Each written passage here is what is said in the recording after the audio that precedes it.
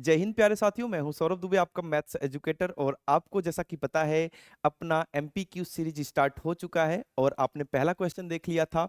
आज है एमपीक्यू सीरीज का डे 2 और इसमें आप देख रहे हैं चैप्टर नंबर 1 से क्वेश्चन नंबर 2। इसमें दिया गया है, सुबह की सैर में तीन व्यक्ति एक साथ घूमते हैं और उनके कदमों की माप क्रमशः 40 सेंटीमीटर, 42 सेंटीमीटर और 45 सेंटीमीटर है। तीन दोस्त हैं, सुबह के सैर सपाटे के लिए निकले हैं और उनके कदमों की माप, एक कदम 40 सेंटीमीटर, एक का कदम 42 है और एक का कदम कितना है, 45 सेंटीमीटर का है। प्रत्येक को छोटी से छोटी कितनी दूरी तय करनी चाहिए जिससे प्रत्येक अपने पूरे कदमों में उस दूरी को तय कर सके। पहले आप क्वेश्चन समझेंगे। छोटी से छोटी एक दूरी फिक्स कर दी गई जिसमें सबके कदम पूरे पूरे होने चाहिए। मतलब 42 वाला भी अपना पूरा कदम पूरा करे, है ना, और 45 वाला भी, और कौन है, 40 वाला भी। सबके कदम पूरे होने चाहिए। किसी का कदम ना तो कम होना चाहिए ना तो ज्यादा होनी चाहिए। आपको अच्छे से पता होगा कि इस प्रकार के क्वेश्चंस में, जिसमें हमें छोटी से छोटी संख्या निकालनी होती है, जो दी गई संख्याओं से, जो ऐसी आपको छोटी से छोटी एक ऐसी संख्या चाहिए जो दी गई संख्याओं से पूरी तरह से विभाजित हो, तभी तो आप वो दूरी निकाल पाएंगे। तो इस प्रकार के क्वेश्चंस में आपको एलसीएम निकालना होता है। आइए देखते हैं कि एलसीएम निकालने का बेहतरीन मेथड क्या होगा। तो यहां पर हम अभाज्य गुणनखंड विधि द्वारा 40, 42 और 45 का एलसीएम निकालेंगे। सबसे पहले 40, उसके बाद से 42 और उसके बाद से 45। जब आप 40 का एलसीएम निकालेंगे तो इसको आप अभाज्य गुणनखंड विधि से निकालेंगे। तो जिनको आता है डायरेक्ट लिखना वो डायरेक्ट लिखेंगे, जिनको नहीं आता वो इस प्रकार से क्या करेंगे, अभाज्य गुणनखंड करेंगे, जैसा कि मैं कर रहा हूं यहां पर। और ये हो गया एक। तो इसको हम लिख सकते हैं 40 को 2 की घात में 3 गुणे 5। इसी प्रकार से 42, 42 का क्या हो जाएगा, 2 से काटेंगे 21, 3 से काटेंगे 7 और 7 से काटेंगे 1। 2 गुणे 3 गुणे 7, 2 गुणे 3 गुणे 7। और इसी प्रकार से अभाज्य गुणनखंड विधि द्वारा ही आप 45 का गुणनखंड निकालेंगे।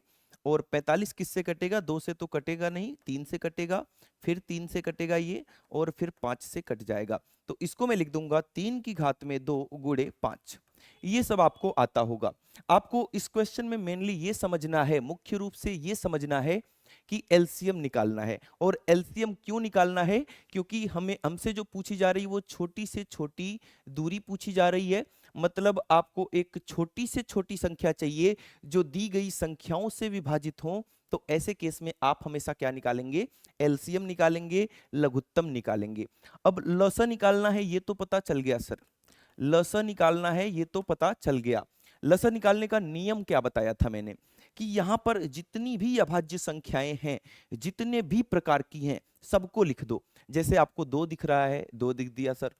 5 दिख रहा है, 5 लिख दिया सर। और 2, ये 2 तो आपने पहले लिख दिया।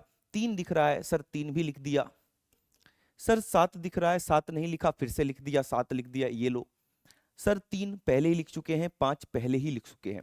तो यहां पर 2, 3, 5, 7 चार प्रकार की संख्याएं अभाज्य गुणनखंड में दिख रही थी, जो मैंने सबको ही लिख दिया। अब क्या, सभी संख्याएं लिखने के बाद इनका आप महत्तम घात लेंगे, सबसे अधिक वाली घात लेंगे। जैसा कि 2 की सबसे अधिक घात क्या है, तो 2 की सबसे अधिक घात तीनों में क्या है, 3 है। तो 2 की सबसे अधिक घात 3 लगा दिया। 3 की सबसे अधिक घात यहां पर सर 1 है, यहां पर 2 है, तो 3 की सबसे अधिक घात 2 हो गई। 5 की सबसे अधिक घात यहां भी सर 1 है, 1 है, तो 5 अकेला है।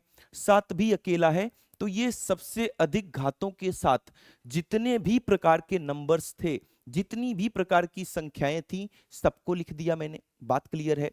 अब इनको आप गुणा करेंगे और आपका आंसर बड़े ही आसानी तरीके से आ जाएगा। आइए करके देखते हैं। 2 की घात में 3 8 होता है। 3 की घात में 2 कितना होता है, 9 होता है। जब 8 और 5 को गुणा करोगे 40, 9 और 7 को गुणा करोगे तो 63। ये वाला जीरो पहले लगा दिया। अब 4 को आप 63 से गुणा कर दो। 4 तियां 12, 2 कैरी 1, 4 छक 24 और 1 25। तो 2520 सेंटीमीटर की दूरी चलेंगे ये, क्योंकि ये तीनों संख्याएं सेंटीमीटर में हैं। तो आपका उत्तर भी किस में आएगा, सेंटीमीटर में। और इसका आंसर हो जाएगा कि ये जो तीन दोस्त एक साथ सुबह की सैर में निकले थे, इनको कम से कम 2520 सेंटीमीटर की दूरी तय करनी पड़ेगी, जिनसे कि इनके कदमों की माप क्या हो जाएगी, पूरी पूरी हो जाएगी। तो आई होप कि ये क्वेश्चन आपको समझ में आ चुका होगा और आप देख रहे हैं एमपीक्यूज, मतलब वही क्वेश्चन जो आपके एग्जाम में दिखने वाले हैं। तो कोई भी क्वेश्चन आपसे मिस ना हो, इसके लिए आप चैनल को कर लीजिए तुरंत सब्सक्राइब, क्योंकि हर एक चैप्टर से आपको 10 सवाल देखने को मिलने वाले हैं। आज था चैप्टर नंबर 1 से क्वेश्चन नंबर 2। इसी प्रकार से हर चैप्टर से आपको 10-10 सवाल मिलेंगे और वही 10 सवाल आपके एग्जाम में आने की संभावनाएं सबसे अधिक होंगी।